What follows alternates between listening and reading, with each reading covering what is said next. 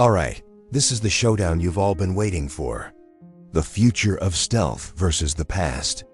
Northrop Grumman's newest Raider B-21 versus the veteran B-2 Spirit. Let's get into it. Now these two bombers are separated by about 30 years. The B-2 first flew back in 1989 and is often referred to as the stealth bomber, even though it isn't actually the first stealth aircraft ever. That title goes to the F-17, which first flew back in 1977.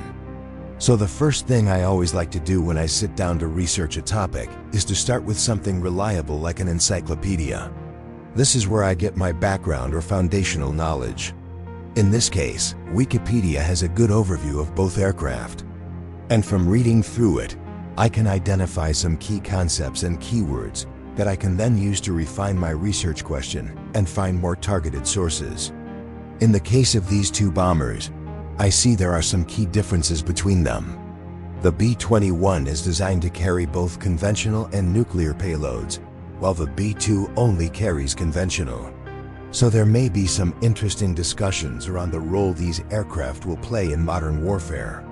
Also, the B-21 is designed to be a lot more flexible in its mission sets. It can perform intelligence missions, for instance, whereas the B-2's primary purpose is as a heavy payload bomber. To get an even broader overview of my topic, I can use a database like Aviation. Here I can search for everything from academic journals to magazines to newspapers, all in one place.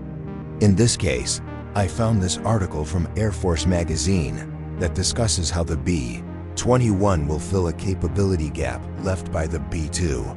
According to the article, the B-21 will be able to carry both large conventional and nuclear payloads, whereas the B-2 can only carry conventional payloads. So the B-21 will have a significant advantage over the B-2 in terms of its ability to project power. Now that I've got my background research done, I want to dive a little deeper and explore some different viewpoints on my topic. If I'm researching a controversial topic, this is a really important step because I want to make sure I understand all sides of the argument before I form my own opinion. In this case, the B-21 is a pretty new aircraft, and there isn't a ton of information out there about it yet. So I'm not really going to run into any controversial viewpoints at this stage. However, if I was researching something like the A380, I might want to look at the debate surrounding its development costs and whether or not it was worth the investment. To do this, I would look at news articles from different perspectives to see how they frame the story. For example, I might read an article from The Economist, which is a centrist publication, and then compare it to an article from Fox News, which is a right-wing publication. Another great resource for finding different viewpoints is to use Google News. Here you can set up a Google alert for your topic, and then every time there is a new article published, you will be notified so that you can read it. Alright, now it's time to switch gears and talk about newspapers. Newspapers are great for two things. First, if you're researching current events, they can help you to stay up to date on the latest news. Second, if you're researching historical events, they can provide you with primary source material that can give you insight into how people were thinking and talking about events as they happened.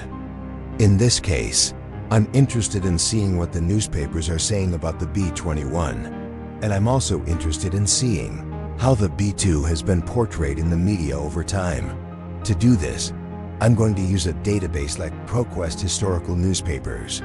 Here I can search for articles from newspapers all the way back to the 1700s. In this case, I found this article from the New York Times about the first flight of the B-21.